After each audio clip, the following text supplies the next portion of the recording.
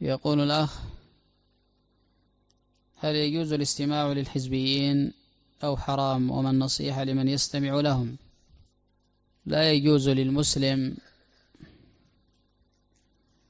أن يصغي بسمعه لمن ربما يفتنه في دينه، والحزبيون وأهل البدع وأهل الأهواء من هذا الباب، والسلام لا يعدلها شيء،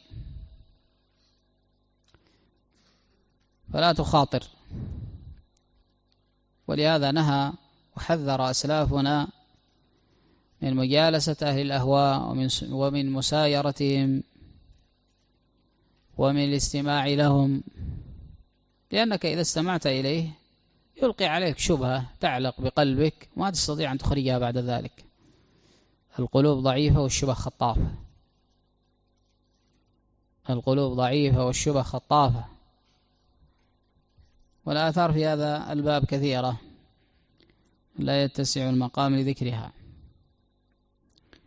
ويكفي قول الله عز وجل: وإذا رأيت الذين يخوضون في آياتنا فأعرض عنهم حتى يخوضوا في حديث غيره، وإما ينسينك الشيطان فلا تقعد بعد الذكرى مع القوم الظالمين،